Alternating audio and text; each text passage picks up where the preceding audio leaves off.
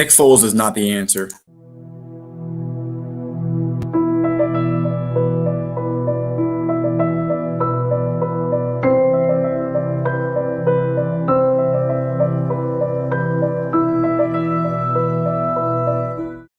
Welcome into another edition of the More Than Philly Sports Talk Show. It is Tuesday, October 27th, 2020, 12 o'clock, 10:30 on the East Coast. Still used to the old times, but as always, joined alongside by the one and only Gavin Tony, who just another reminder, I beat him in mini golf on Saturday. But you know what? That's a little harsh, so I'm not going to go too far with that today. Well, you just put it out there, so just roll with it. Yeah, and I just checked my Instagram. And I saw you sent me another Michael Jordan thing, so it's an eye for an eye. Yeah. We'll get into that another day. I know you got somebody that's on your side with the LeBron side, and I know I got some LeBron James. Not LeBron James, Michael Jordan people on my side. So just let me know when you wanna. All right, man, I'm ready for it. But yes, welcome everyone to today's show. We do have an exciting one here in store for you in our half-hour edition. Hopefully, during the rest of the week, we're looking at our shows at least the last 2 days of the week. Given both of our schedules, it looks like that is going to line up nicely. So we're excited for that. Hopefully, get some more guests on and continue our conversations moving forward. Big week for Penn State. They're playing Ohio State this weekend. Not like that they were anything impressive on Saturday, but hey, why not keep our hopes up? And I just officially was able to get my tickets for the Eagles games. I am going to the Dallas Cowboys game. I am going to the Seattle Seahawks game. If the Eagles lose, it's your fault. It's your fault. If they lose, it's third string quarterback on the Dallas Cowboys and the worst defense in the league, I will have some problems. And it's your fault. Animated anyway. I'm watching the games at home. Wait until I waste my time at the game. But all seriousness here, I'm excited for it. I'm hoping the Eagles can win. It's nice as we start to have safe openings. We're hoping for nothing but the best as we continue to progress. But with that being said, Gavin, we got to start with it, man. I said this. I've been saying this for a little while now. I never thought that the quarterback was the main issue in Chicago. And the only touchdown they had last night was defensively at the end of the game on a Robert Woods fumble. They're 5-2, and we're talking about them being an issue. I mean, they are an issue. Look who they beat. DeAndre Swift had a drop in week 1. They should have lost that game. And the Falcons being the Falcons choke, and a couple other things happen. But at the end of the day, I mean, the Rams are a good team. Brady not knowing what down it was, that happened. That's true. But, I mean, the Bears lost bad here. I got to be honest. It was an ugly loss for them. And both real teams they played the Colts and they played the Rams, and they lost bad in both games. 3 points in both, respectively, offensively. Again, they scored a defensive touchdown last night. But there's some seriously bad situations here. Nick Foles actually threw a couple bad interceptions. One of them, I don't think it was really on him, but one of them was just absolutely horrible. And I have a few tweets that I did put out last night, Gavin. Just a quick recap. I like to – the occasional time that I go on Twitter, and I have to get myself a burner account at this point. I got to be able to use some more self-control with Twitter. But for the most part, I would say that my tweet is pretty clean right now. But just a couple of things that I wanted to say. First of all, it's just a reminder that everybody thought the Rams were done because they had a 9-7 season. The Rams are still going to be a contender as long as Sean McVay is there. Don't count the Rams out. It's absolutely stupid to do so. And I tweeted this, Gavin, on October 4th, and I retweeted yesterday. I'm starting to think Trubisky isn't the problem. And I tweeted yesterday, Trubisky isn't the problem. And it's not like Trubisky's anything spectacular. It's not anything like that. Well, Trubisky isn't when you look at the run to pass ratio and you look at how great of a defense they have, and I know they're 5-2, but it's a tough schedule from here. It's going to get ugly. The Bears are going to look really bad, and like we said before the season, Matt Nagy is back on the hot seat. Well, Zach, he was never off the hot seat. And arguably, my honest opinion, the seat was flaming hot versus Atlanta. Mitchell Trubisky is having a horrible game, but you take him out, and then Nick Foles hasn't looked the best since. I'm not trying to say Nick Foles is bad. Obviously, he is a legend here in the city of Philadelphia. But let's cut the crap, Zach. That narrative has died. You know why? You go to Jacksonville, you throw one amazing pass, and then you get hurt for the rest of the year. You lose your guy to a dude with a mustache. Nothing else. He has nothing else to his game but a mustache. And he's about to lose his job as well. He is about to lose his job as well. Exactly. I wouldn't say Matt Nagy is the problem, Zach. It's not wrong. But also, too, that offensive line looked really bad last night. I mean, give or take, it is the Rams' defensive line where they're just moving people out the way at ease.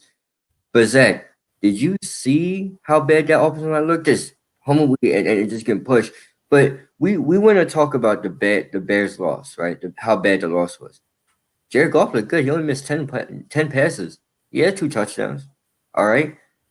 The defense of the Rams are doing really good. They kind of shut down Jimmy Graham for a little bit. The run game, as we know, for the Bears has been struggling. Zach? Ramsey had an awesome pick at the end of the game. Ramsey had an awesome pick at the end of the game. And how about Ramsey's tackling too, Zach? That's the one thing that's really underrated. He just throws out there. I wish our corners did that, but you know what? We're not going to get into that. We have Darius Slay. I give him credit. He's flown under the radar. Oh yeah, he's been trying. He is a top 5 corner, no question. He has shut down. Like Juju Smith-Schuster was not a factor in that Steelers game. They had to use Chase Claypool to beat us. We know how that went, but no, Darius did a good job. I think the defense is fine on the Eagles. We'll get to that later. I know we're not fond of the play calling of the defense and not utilizing guys to their talent, but continue, Gavin. I have no problem with Darius Slay whatsoever. I actually love the move here. He does better than Ronald Darby when it comes to tackling. Zach, you know what I'm talking about. Business decision versus actually team decision. And Ronald Darby struggles badly with picking which side he wants to be on. But going back to the Bears, there's just something that really rubbed me wrong last night. It was you really benched Mitchell Trubisky, who was what, Zach, 3-0 or 3-0, about to be 3-1 because of Atlanta. But we know how Atlanta was. They were going to blow the lead anyway. I just don't see this decision. And Nick Foles has struggled. Zach, Nick Foles is not a starter no more in this league. I'm going to come out and say it. He's a guy that you put in at the end of the season. Maybe he gets hot at the end, and then, as you know, Zach, he gets hot and then just goes back to being Nick Foles. I think they need to put Mitchell Trubisky back in right away, and they need to fire Matt Nagy. Matt Nagy has lost his creativity ever since his first year. This defense is elite. You lose Adrian Amos, but you still got Eddie Jackson and the crew there. You know, the defensive line is. And you just got Robert Quinn from Dallas, one of the best. And you just got Robert Quinn from Dallas, exactly. You got great linebackers and Trevathan and Roquan Smith, who I'm really fond of. Your corners aren't that bad. You got Kyle Fuller there, who does his job when needed. The offense has always been a problem for Matt Nagy. You lose Jordan Howard. By the way, Zach, I just want to put this out here, and I'm going to let you go. Matt Nagy's first year success, right, with the team, who did he have there? Was one player. It's one player on offense. He had a dual backfield with a power back in Jordan Howard and Tariq Cohen.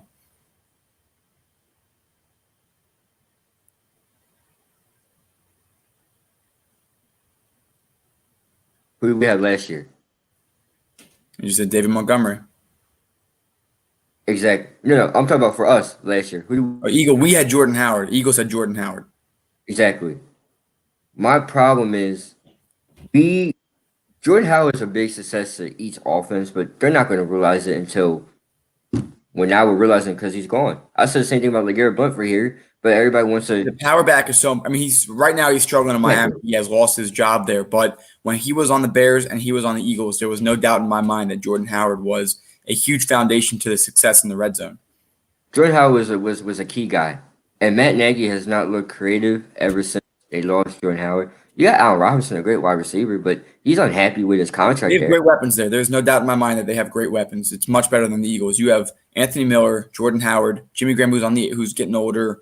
But you have nothing short of weapons. I think even Kyle Long said this when he retired, that team is not going to be good again until they get a foundationally strong offensive line. And they don't have that right now. So they don't. I think it's a knee-jerk decision to pull your quarterback in Mitch Trubisky. I think that the Eagles, if you knee-jerk and you put Jalen Hurts in, you'll see a disastrous result. But I'm just saying, like Doug Peterson versus Matt Nagy, as much as Doug Peterson should be on the hot seat right now, at least he's not making knee-jerk decisions like Matt Nagy to save his job. I will say the hot seat, Zach, and you could agree or disagree. Okay, that seat in New York for the New York Jets organization, that seat is fire. It's on. It's going to hell right now. That's how hot it is. And then if you go to the Bears, I think it's starting to get hot, and then the Eagles is mild right now. Eagles is mild right now, I think so. Carson Wentz continues to save the day, but that's a conversation for another day. Coming up after this here, Odell Beckham, is his career over? And if not, will he still be a Brown next year? We'll cover that after this. We are now offering a new product on our Teespring. Wear a mask in public. We are now supporting a custom-designed mask with our logo on it. Purchase it today, and 10% goes to a foundation of our viewers' choice. It offers a full nose and mouth coverage. Single-sided print includes two 2-inch elastic ear loops. non-medical grade product. And finally, $1 from every mask sale is donated to a nonprofit to feed children in need. Enjoy today's episode. Welcome back here on the More Than Foles Sports Talk Show. Gavin, a little startled by my comments there. Torn ACL is no joke, but it's starting to seem like a injury that most players recover from. Is it not the least bit ironic, at least, that Odell Beckham gets hurt, tears his ACL, making a tackle because his quarterback threw an interception? Well, Zach, yesterday, for those who may not know, before we went to break, yes, I may have gave off a really emotion. I'm gonna explain that. Zach, and you know this, I'm one of the biggest OBJ supporters. There probably is. Like I said, Odell Beckham Jr. is one of my favorite players. Not all time, obviously, we'll get into that. But right now, I think he falls in the top 5 list behind, Lamar Jackson and a few others. Get my man out of Cleveland. He literally he hurt himself off of Baker's mistake. Baker's mistake. Not his mistake, Baker's mistake. And I'm tired of people saying that OBJ is not a team player, that OBJ is not this, OBJ is not that. Y'all say the same damn thing about Kyrie Irving. Y'all really do. The media. What does he do? Baker Mayfield throws an interception, and OBJ does, instead of just standing there like some wide receivers doing, not chase after the play, like DK Metcalf, who just, oh my gosh, he just hulked this man down. Or Julio Jones, like he hulked this other dude down. He went after and tried to make a tackle. And what happens next? He's done for the rest of the year. I'm morally pissed because the fact of the matter is OBJ is 28 years old, right? Will he be a Hall of Famer? I don't know. It's up in the air. I mean, he has a chance. It's like the question is OBJ done? I think if he stays at Brown, yes. If he goes somewhere else, no. I mean, if he were to go here, right, with the Eagles, hell, that would look fantastic. I know Doug Peterson doesn't have enough talent in his play calling to use in the right way. Kevin Stefanski was doing a great job getting OBJ the ball. That was the problem last year with Freddie Kitchens or Hitchens, whatever it was. That dude's so irrelevant. He doesn't deserve his last name pronounced the right way. Exactly what I'm trying to say is this. You give OBJ the ball, great things happen. Hell, he made Eli Manning another great 3 to 4 years. Great 3 to 4 years, Eli Manning, and Eli Manning has nothing left. I just think he needs to get the hell out of Cleveland. He's not done, Zach, but he needs to get the hell out of there. Yeah, I'm not sure what's up with Cleveland, why they can't compete with any team that's good. But, the question probably will come up next, is Baker Mayfield done? And I think the answer is no. I think it's really tough to give him a subpar offensive line the first 2 years of his career and go through 3 coaches, including one, Freddie Kitchens, who had no idea what the hell he was doing. You finally get him a functional coach this year. They finally start utilizing him correctly, and he starts doing his job. They're starting to turn around here. I wouldn't backtrack right now to how I was before the season. In my opinion, Mayfield gets this season and next season. Here's the reason why. You're not firing Kevin Stefanski. That's kind of obvious right now. You're not going to fire him. No, he's the guy. He's the guy. And if he's the guy, and you got Baker Mayfield, you give him 1 year to transition, depending on how this year goes, and you get one full offseason, normal offseason with your coach, and to practice and to know what you have to work on. Excuse me. And he gets 1 more year after this. And Gavin, that's the beauty of the rookie contract. 4 year with a 5th year option. Next year's year 4. If Mayfield finishes this year strong and he goes on the next year and has a really good year, congratulations. You might get your 5th year option picked up. Hell, might even get an extension. But if he has a bad end to this year and comes out a few times for Case Keenum, and then next year with a full all season with everything he needs, with continued building of the offensive line, and he struggles next year is when you start benching him. And that's my coaching philosophy. That's how I see it. And I think it's unfair to a guy like him. Yes, he's cocky. Yes, he's pompous. It's not a great – it's an interesting quality to have. Sometimes it works for you. Sometimes it works against you. You live by it. You die by it. At the same time, he had a hell of a game this week. Again, he played Cincinnati.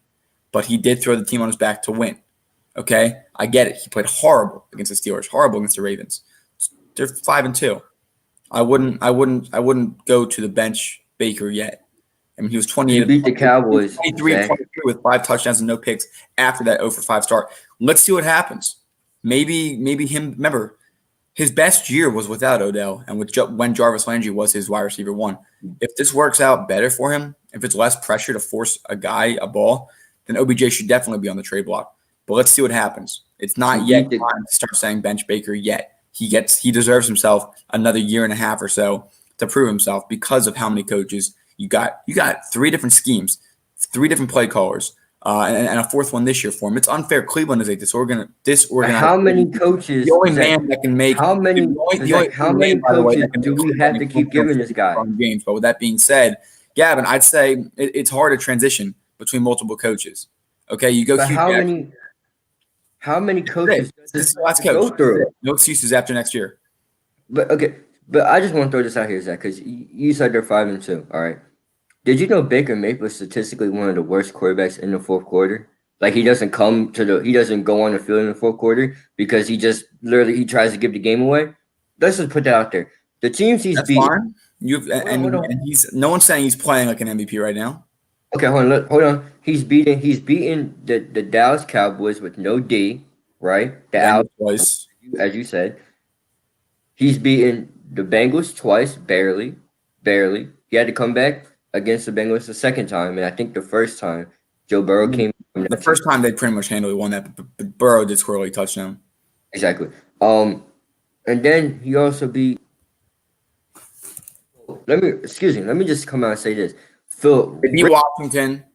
Philip Rivers gave him the ball. Philip Rivers gave him the ball, and Washington started up hot, and then Baker Mayfield kind of just, or the run game, whatever you want to call it, brought him back. Zach, here's my problem with Baker Mayfield, right? If you give a guy in Carson Wentz, right, the pieces that he has around him, right, and you can make a case for offensive line because it doesn't matter if you don't have the time, right? The fact that Carson Wentz has less and still makes it to the playoffs, and meanwhile this guy Baker Mayfield had Kareem Hunt last year. The Browns have a better record than the Eagles right now. But hold on. But he had Kareem Hunt last year. He had the Nick Chubb, all right? Nick Chubb. You have Kareem Hunt. You have Jarvis Landry. You have David Njoku. You have Odell Beckham Jr. Bottom 5 offensive line in the league. And you got it. Okay. So I'm just saying, if you give a guy that, let's switch teams real quick. If Carson Wentz had that offense, it would be a different story, right? It's not true at all. Carson Wentz, with this bad play calling, has struggled. Do you think he would have succeeded with Freddie Kitchens? Well, no, he wouldn't succeed with Freddie Kitchens. All right. There's no excuses for this guy no more. There's no excuses for this guy no more. I know. I told you this year and next year are it for him because he gets. He deserves one full off season with the same coach.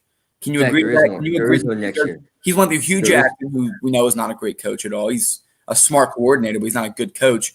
And then he had whoever the defensive coordinator is now for the Jets, Greg Williams. You had Freddie Kitchens, which was a disaster. He's the assistant tight ends coach for the Giants right now. How do you go from head coach to assistant tight ends coach?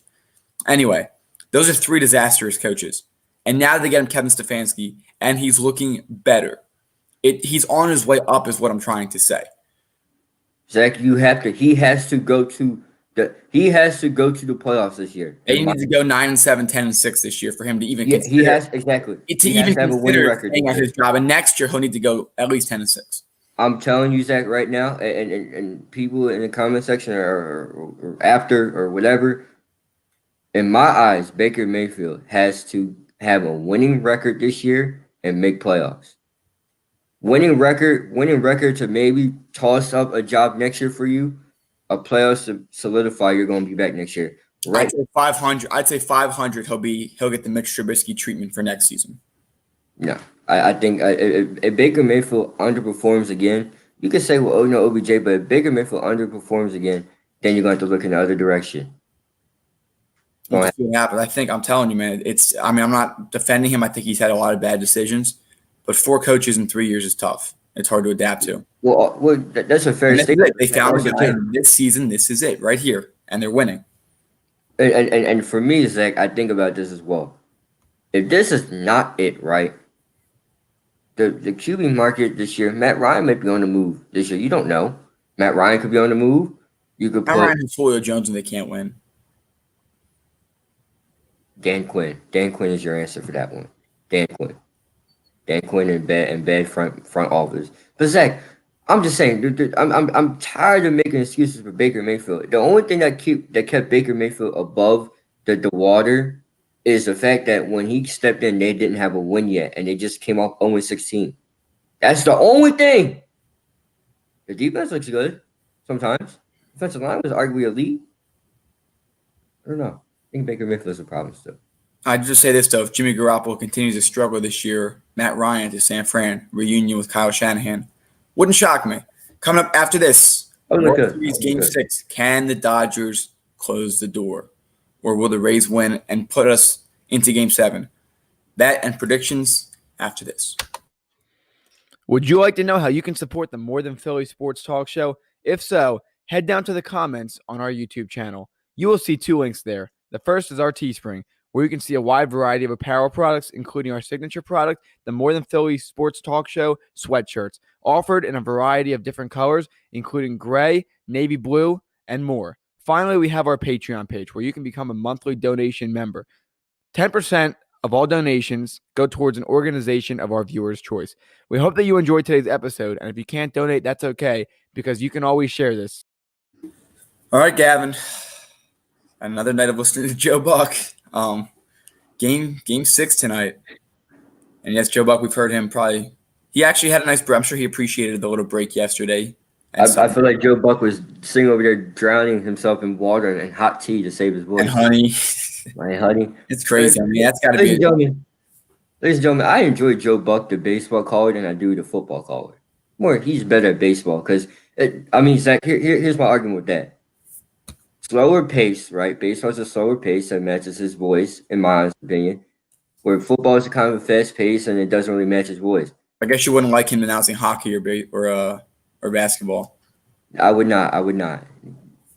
LeBron for 3. Yes. No one wants to hear that. No one wants LeBron for 3. That sounds pretty good. The 3-pointer. LeBron, well, the thing is, it won't go. I mean, he rarely shoots 3, but let's not get into that. Not true. He actually had one of the best 3-point field goals. He also was Steph Curry playing? Him and Trey Young making those threes. Steph Curry playing this year? Answer the question. Was Steph Curry playing this year? Yes or no? Steph Curry did not play this year. Okay, that's my point. He did play actually. I mean, but he did. One of the worst. One of the worst shooters in the fourth quarter, though, in the NBA playoff history. Look it up. Buddy. Okay, Kevin Durant. You know, I like Steph Curry. I'm not gonna insult him just because you're. Don't listen. You're talking to the biggest Curry supporter over here. You don't want to get into this Curry argument because you would not win this one. I guarantee it. Best shooter of all time. I'm not gonna argue it. Best shooter of all time and game changer for sure. I agree, and that's why it was so hard to defend him, and that's why LeBron's finals record is invalid. But we'll talk about that. It's not invalid. It is Zach. All right. Well, then first, you know what? Zach, it's like our debate. It's like our debate record. I haven't lost a debate against you yet. Is my record invalid? I haven't lost to you. We had what 100 and something episodes, and I have you excuses for this. Listen. We can run that back this weekend. I don't know what you're doing. Are there excuses for that? I mean, first round exits from Michael Jordan. LeBron James never had one. I mean, it's easy to do. Zach. If you give me a week, it's the East, a weak East. First round exit multiple times. Zach, if you give me a weak East and LeBron has never lost in the first round. If you give me a week, he was this year. Have you forgotten that Kyrie Irving was the guy there too? Are we just going to ignore? Have you forgotten about literally? Are we just going to ignore those guys? Are we going to ignore the fact that Kyle Korver was there shooting the ball? Are we going to ignore J.R. Smith was actually hitting threes at one point in time? Are we going to ignore Tristan Thompson was grabbing? No, that's why they won the NBA Finals. Are we going to ignore that? Are we going to ignore that? No. We're going to ignore. Let's just get the game. Dennis Rodman, Phil Jackson, and Steve Kerr. Yeah, I didn't think so. Okay. Game 6. In a week East. No, but Game 6 of the World Series. Rays. Never went to 7. Yeah, we'll see about that. Anyway, Game 6 here of the World Series. Gavin, who are you taking tonight? Well, Zach, I'm actually disappointed because the Dodgers are doing a bullpen game. The last time the Dodgers went for a bullpen game, Zach, they lost. They lost in a bullpen game. I'm going with the Rays tonight. Is Snell on the mound for the Rays? It is Snell. It's Snell versus Gosselin. And what happened last time when you saw that, Zach? They lost. I think if the Dodgers want to win tonight, Zach, the bats have to be on point. But Blake Snell's not going to have none of that. You got to break them down early. First 2 innings, you got to get at least 1 or 2 runs. Exactly. I got the Rays tonight, Zach. All right. Well, I said Dodgers in 6 before the series started, so I'm going to guess I have to stick to that. But I don't love the idea of the bullpen game. However, if they can step up, if Dave Roberts makes the right decisions tonight, then they can be in a really good position. But the offense needs to come in and need to come strong. The offense for the Rays has been hot the past few games. They got lucky winning one of them because of bad plays all around by the Dodgers. I think at some point the bats have to cool off, and I have a feeling it's going to be tonight. You're right, Zach. And listen, I did say Dodgers is 6 as well, but bullpen games in this series are 0 what is it, 0 and 2? 0-3. 0 and 3, yeah. Oh, no, 0-2, 0-2. If it's unsuccessful tonight, it'll be 0-3. Yeah, 0 and 2. Ladies and gentlemen, don't do that. Just go for the win. Just go for the win. I mean, They're playing like they want to go to Game 7, but we'll see. We'll have to they see. are. They really are. I mean, just don't be like the Houston Astros of last year and don't put Garrett Cole in Game 7. Couldn't win, but that's besides the point, Zach. I just don't like the idea of bullpen games, especially in a World Series. Unless you have a solidified bullpen, which neither one of these teams do. Maybe a couple years ago, the Dodgers did. Or if you had a solidified, but I just don't like the idea of a bullpen game. I really don't. I really don't. Yeah, I think it's difficult when you go too many pitchers, the consistency isn't there.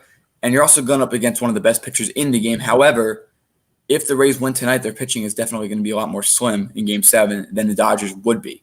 So even if the Rays win tonight, I think the Dodgers really have the upper hand for a Game 7. But why not just go for the win tonight if you're the Dodgers? I mean, you should have won in Game 5 if your defense didn't lose their heads for the last pitch of the game. But I think at the end of the day, it's so important that you can take as many wins as you can. The offense is going to be the key tonight for both teams. Offense is going to be key for the Dodgers. They're going to need it. They're going to need it. At least Blake Snell can give you a shot. Cody Bellinger to have a night like he did in Game 7 in the last series. You're going to need. You're going to need Mookie Betts in Game 1 and actually show up for once. You need good defense too. Corey Seager, who had a great. Remember, they rose to the occasion in Game 7. You know, they came all the way back from being down 3-1, and on top of all that, they had a phenomenal Game 7 against the Braves. You're going to need Mookie Betts. You're going to need Mookie Betts. You're going to need Justin Turner. You're going to need Corey Seager. You're going to need Jock Pearson. You're going to need Chris Taylor to step up. You're going to need Max. You're going to need all these guys because you're running. That's a lot of talent, so you just got to do your job. You need Mookie Betts to bounce back defensively. And Zach, how the hell did Dustin May get in the bullpen game and give up 2 home runs?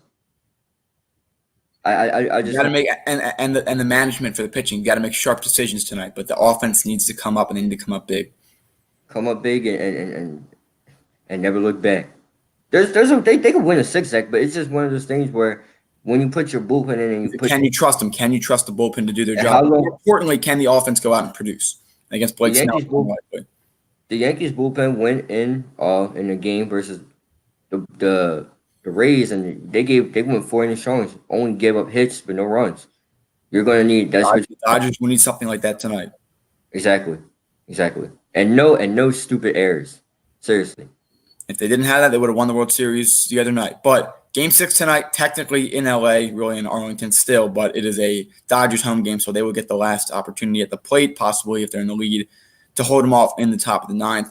With that being said, everyone, thank you for watching us today. Possibly another ring going to Los Angeles or possibly Tampa Bay can steal the game tonight and push it to a Game 7. It is funny, Gavin, I do have to say this MLB season started with a drama of Blake Snell, and it might end with him on the mound. We'll see what happens. Yeah, you know how much idiots we would look like for how much criticism we gave him for him to actually. Let's see what he does tonight. I mean, I still think he seems pretty happy right now in the World Series, if I'm being honest. And he'll get a nice bonus if he does well tonight. Yeah, he won't be complaining about money for a little while. Zach, I watched one of these videos where he was doing like a house tour. Dude has like 50 gaming systems in this thing, so I don't want to hear about anything. Sell one of them. The frontline workers to respect that message continues as we continue here. But everyone, thank you so much again for joining us today. Great show as always. Jordan's 6 rings, Zach. Remember that. Talk about them first round exits, but I guess that doesn't matter. It doesn't support your argument. What do you mean it doesn't support my argument? Have you seen what Michael Jordan went against? The New York Knicks actually had a squad. All right, the Bad Boy Pistons were in there. The Orlando Magic were up and coming as well. All right. You can go on and on. Good teams. What was name one team LeBron had struggled that gave LeBron a run for his money in the East? The Pacers, the Celtics. But you asked me a question. I gave you. You're telling me the Pacers and the Celtics teams that pushed into Game 7 weren't good. They didn't have their star. Miami Heat when he was on the Cavs before the first time. I'm just saying. Fine, and now he's ready. If you want to bring up that called the Wild Wild West, and he's so far perfect against the West. But who was there? No one was there. Hottest player in basketball and Warriors wasn't there. one of the most sensational shooters and The Warriors was not there this year, and a Zach. team that put And up Paul 2 George was hitting unbelievable backboard. upsets in the Denver Nuggets. Paul George was hitting backboard. Did you not say Blazers in 4, Rockets in 4? I did. Because you must have thought that those teams were physically better than the Because Lakers. they were on the momentum. They had a Right, roll. that's right. And LeBron James took that down. That's what goats do. Anthony Davis, excuse me. Are we just gonna forget about him? You know, about Scottie Pippen? Ladies and gentlemen, he did. Scottie Pippen. Look, Zach. You know what? When you talk about being perfect in the West, I'm going to call Scottie when Pippen. you talk about being perfect in the West, just remember the Warriors was not there this year. There was no such thing as Stephen Curry in the playoffs. There was no Steph Curry. Paul George was hitting backboard, damn it. And also too, and you get all right. So let's go back. You get really Warriors back to where they were last year. If LeBron James beats the Warriors en route to another NBA Finals, does that mean anything to you next year? It would be a different story. It would All be right, a different I'm going to save this. I might sing a different tune. Look, Zach. I might sing a different song. I might be singing a different song. But listen, 31-30. LeBron James will beat the Golden State Warriors in the Western Conference Finals next year. LeBron's not going to be in the Western Conference Finals. LeBron's not going to be there. LeBron's not going to be there. No. Yeah, we'll see. They're going to get Derrick Rose in the offseason, and they're going to become a great team. I would love Derrick Rose to be in Philly. I would think off the bench that would be fantastic. We need a shooter. We'll talk. I know, but all that more. The NBA draft is coming up soon. Everyone, thank you again for joining us. Anthony Edwards is going to the Warriors, ladies and gentlemen. Get worried. Have a great day. If you enjoyed today's video, make sure to like, comment, and subscribe if you haven't. In addition, hit that bell icon and set it to all to get reminded of when we go live and when we post excerpts of our videos. Again, thanks.